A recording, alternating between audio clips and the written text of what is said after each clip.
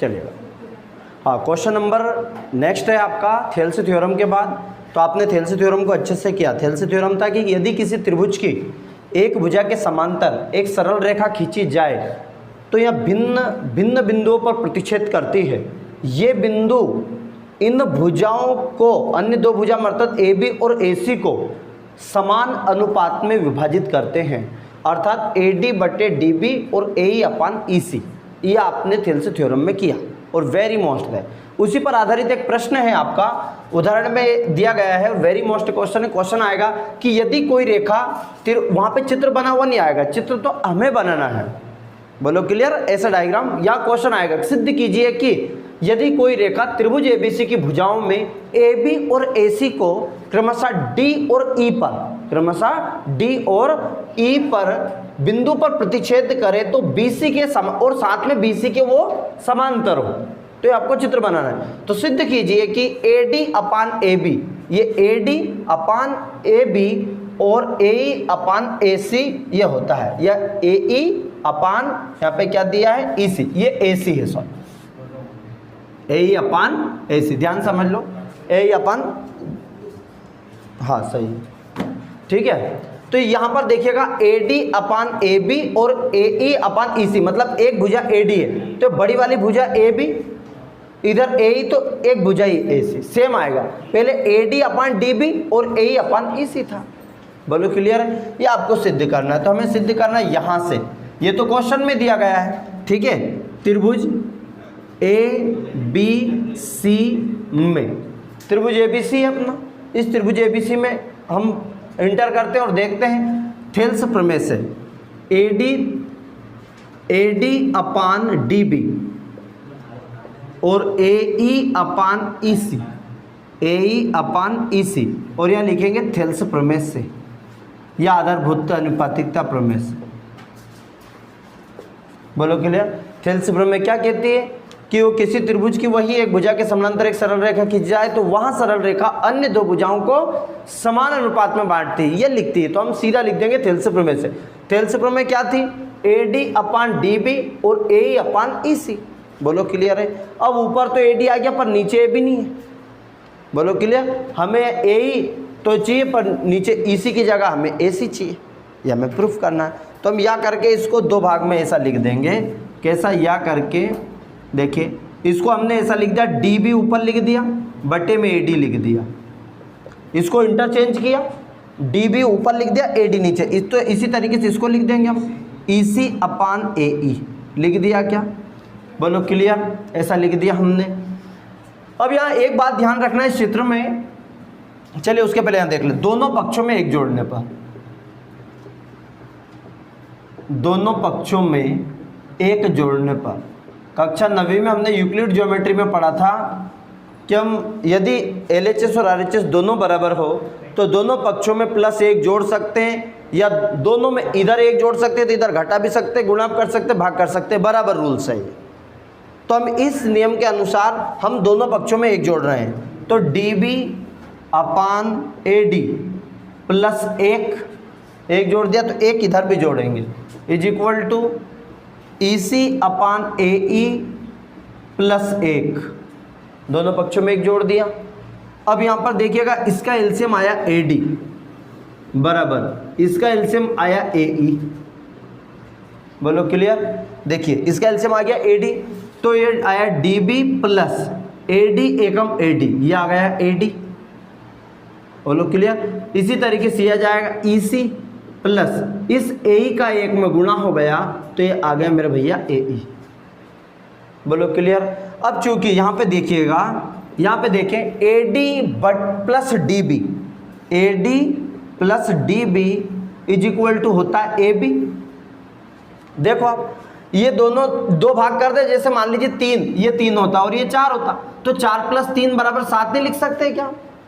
4 + 3 बराबर 7।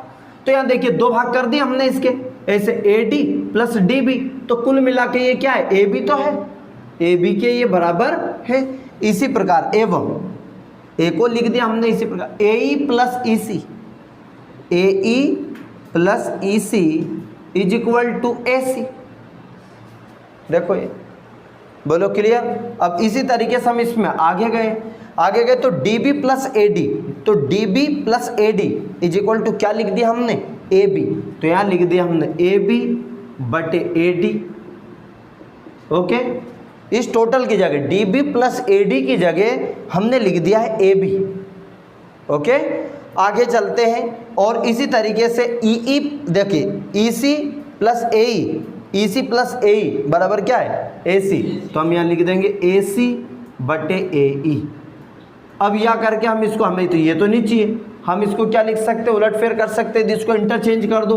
तो AD ऊपर चला गया, AD बटे AB, AD ऊपर चला गया, AB नहीं, तो इसको भी इंटरचेंज करना पड़ेगा। या ऐसा कर सकते हैं, AD इधर चला जाएगा, AB इधर आ गया, A इधर, ऐसे भी कर सकते हैं, पर उससे बेटर है इसको इंटरचेंज कर दो। AD ऊपर चला गया, AB नीचे, तो इसी तरीके से ये हो गया AE तो अपान AC, क्योंकि इसको चेंज करा तो इधर वाले को चेंज करना है, इधर प्लस 1 किया तो इधर भी प्लस 1 करना है, दोनों इक्विवेलेंट चलते हैं LHS RHS में। हमें क्या सिद्ध करना था, देखो AD बटे AB और AE अपान EC। बोलो क्लियर, बस लिख देंगे इति सिद्धम, यही सिद्ध करना था।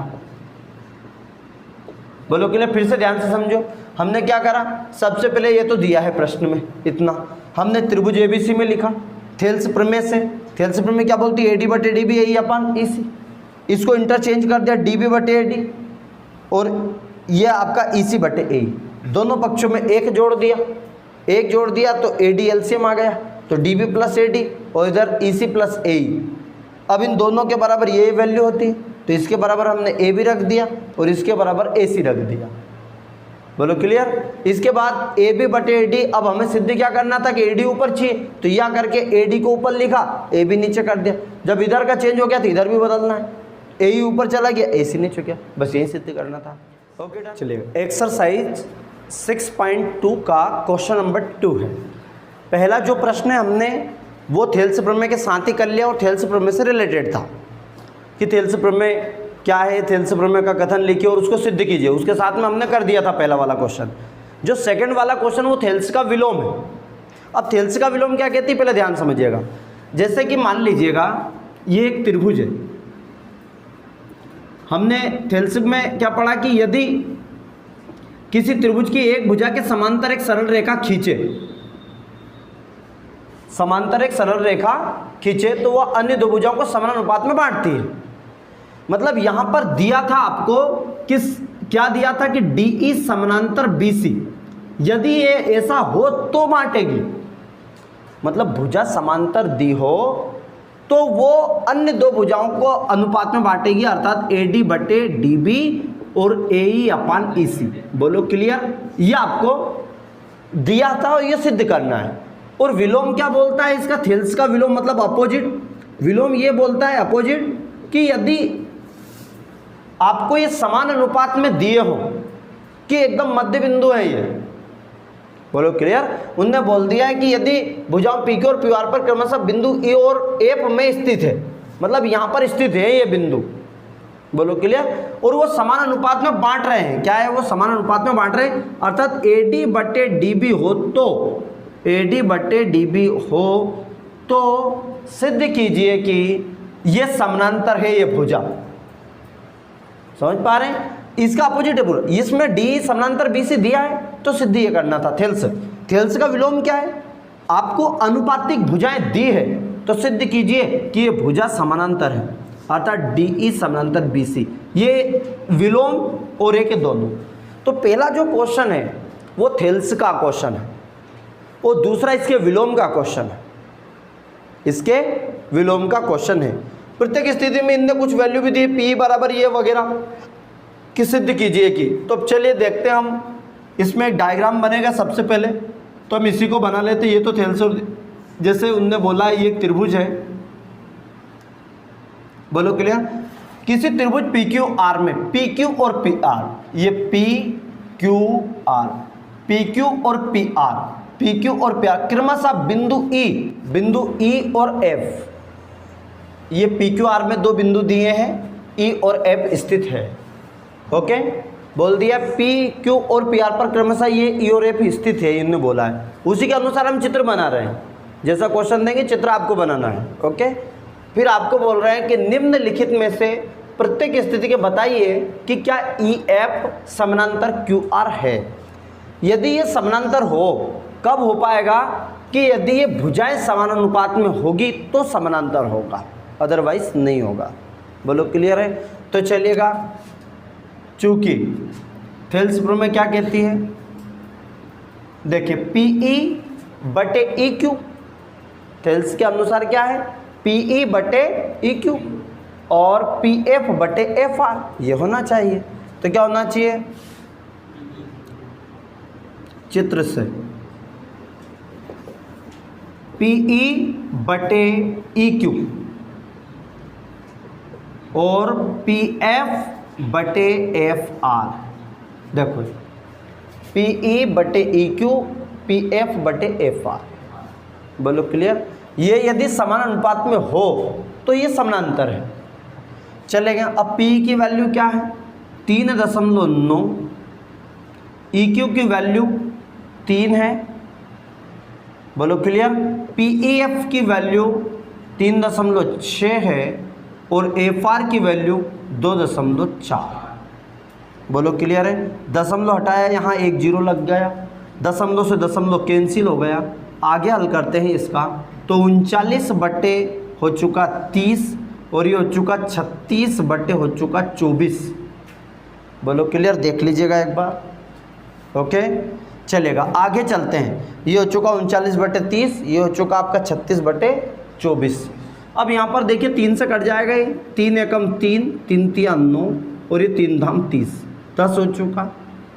ओके, इसको अपन ने 12 से काट दिया। देखिए 12 से कटे गए, 12 36 और 12 दूनी 24। क्या ये दोनों रेशो बराबर है, समान अनुपात में है क्या? नहीं।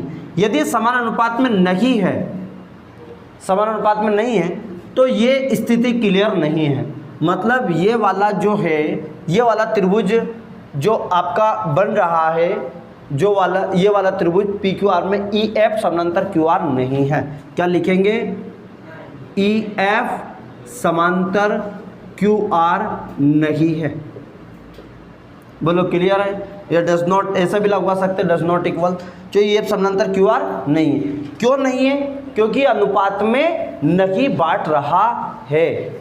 बोलो क्लियर, समान अनुपात में नहीं। थेल्स के अनुसार क्या था, यदि ये समान अनुपात में बांट रहा है तो ये थेल्स का विलोम क्या कहता है, यदि समान अनुपात में बांट रहा है तो ये भुजा समानांतर होगी। चलेगा, सेकंड क्वेश्चन इसी का ले लेते हैं हम। सेकंड क्वेश्चन सेम, PE और QE, ये QE या EQ बात एक ही है। देखो PE को EP भी बोल सकते हैं, कोई परेशानी नहीं। तो यहाँ कुछ वैल्यू दी है, इसके अनुसार बताओ। अब थेल्स के विलोम से, थेल्स का विलोम क्या है देखिएगा, PE चूंकि PE बटे EQ बराबर PF अपान FR, थेल्स से। बोलो क्लियर है क्या? थेल्स प्रमेय यही बोलती है। बोलो क्लियर। अब यहाँ पर देखिएगा PE की वैल्यू कितनी है 4 और EQ या QE बात एक ही है 4.5, PF 8 और FR या RF दे दिया 9। बोलो क्लियर, मान रख दिया हमने। अब यहाँ पर चलते, दशमलव हटा दिया हमने, 1 0 ऊपर बढ़ा दिया, दशमलव नीचे का उठा, ऊपर 1 0 बढ़ती है और ऊपर से हटाते तो नीचे 1 0 लगती है। बोलो क्लियर है। आगे चलते तो क्या है, ये 40 बटे 45 और ये 8 बटे 9, ये तो नहीं कटेगा पर ये कट जाएगा। देखो 5 40 और 5 45, ये 8 बटे 9। क्या ये रेशो बराबर है? यदि अनुपात बराबर है, चूंकि आनुपातिक मान बराबर है। बोलो क्लियर है, चूंकि ये बराबर है, अतः EF समांतर QR है। ये बताना है प्रत्येक स्थिति में क्या बराबर है क्या, तो ये स्थिति में बराबर है। क्यों बराबर है? क्योंकि ये जो भुजा है ये समान अनुपात में विभाजित कर रही है, इसीलिए ये अनुपातिक, अर्थात ये इसकी जो भुजा है वो समांतर है। बोलो क्लियर है, नोट कीजिएगा। अगला क्वेश्चन कर दें। चलिए अगला इसी का थर्ड है। यहाँ पे कुछ वैल्यू दी पर कुछ अलग वैल्यू दी। अब पूरी वैल्यू PQ की दे दी, P से Q तक की वैल्यू दे दी उन्होंने। देखो PQ, नहीं तो आपने मान लीजिए फार्मूला थेल्स प्रमेय से लगा दे PE बटे EQ। अब PE की वैल्यू पर EQ की नहीं है इसमें, देखो आप पी बटे क्यू, ये वाला फार्मूला लगाते पी बटे क्यू, तो ये वैल्यू नहीं है। तो हम अभी जस्ट हमने उदाहरण नंबर 1 में क्या किया है पता है? उदाहरण नंबर 1 में हमने किया था कि पीई बटे पी क्यू किया था हमने। तो थेल्स प्रमेय से सेम, थेल्स प्रमेय से क्या लिखेंगे कि पीई बटा पी क्यू, बोलो क्लियर, पीई बटा पी क्यू, और दूसरा इसी तरह पी एफ बटे एफ आर, सेम प्रोसेस होना चाहिए, इधर वाली भुजा सेम जैसे पी एफ बटे एफ आर, पहले छोटी भुजा फिर बड़ी भुजा फिर छोटी, देखिए हाँ पी आर, ओके देखिएगा पीई बटे, देखिए छोटी भुजा फिर बड़ी भुजा, पीई बटे पी क्यू, इधर पी एफ छोटी भुजा और पी आर बड़ी भुजा, बोलो क्लियर। ऐसे हमने लिख दिया इसको। चलिए अब वैल्यू रख दीजिए भाई, P की वैल्यू कितनी है 0.18, ओके, और PQ की क्या है, PQ की ये 1.28। यहाँ दो तरीके से कर सकते हैं आप, ये भी कर सकते हैं और ये PF बटे में भी ला सकते हैं, P बटे PF भी कर सकते हैं, PE बटे PF हो जाएगा। तो इसी तरीके से PQ बटे PR ये भी कर सकते हैं, या करके इसको ऐसा भी लिख सकते हैं, या ऐसा करके लिख सकते हैं कि PE ये PF आ गया बटे में, PF हो गया, और ये PQ ऊपर चला गया, PQ बटे PR। कोई परेशानी? समझिए ध्यान से कि ये PE है कि ये PF गुणा ऊपर है, नीचे आ गया PF, इधर देखो PQ ऊपर चला गया, PQ बटे PR, या करके लिख दिया और आसानी हो जाएगी इसको सॉल्व करने में। इसको हमने लिख दिया PE, छोटी छोटी भुजा कर दी ऊपर, देखो PE बटे PF, PE बटे PF, और ये PQ बटे PR, मतलब तरीके से, मतलब 2 से 3 तरीके से उसको डिवाइड आप कर सकते हैं। चलिए P की वैल्यू क्या है देखो ध्यान से 0.18, चलिए इधर लग, P की वैल्यू क्या है, P की वैल्यू है 0.18, और PF की क्या है, PF की 0.36, ओके। यहाँ देखिएगा PQ की वैल्यू क्या है 1.28, और PR की वैल्यू है 2.56, बोलो क्लियर। दशमलव 2 अंक के बाद है, इधर भी 2 अंक के बाद दशमलव, दशमलव खत्म, इधर भी 2 अंक के बाद है, इधर भी 2 अंक के बाद खत्म, बोलो क्लियर। अब क्या बचा 18 एकम 18, 18 दूनी 36, 1/2 बच गया। इधर देखो 128 दूनी 256, देखो 28 दूनी 56 होता है, तो 128 एकम 128, 128 दूनी 256, तो ये भी आ जाएगा 1/2। क्या इनके अनुपात बराबर है? यदि अनुपात बराबर है तो EF समानांतर QR, बोलो क्लियर। ये क्वेश्चन क्लियर हुआ, इसको बहुत अच्छे से कर लो। ये थेल्स का विलोम है, थेल्स के विलोम के साथ में ये विलोम वाला एक क्वेश्चन कर लो, और एक थेल्स प्रमेय, थेल्स के प्रमेय के साथ में पहला वाला क्वेश्चन।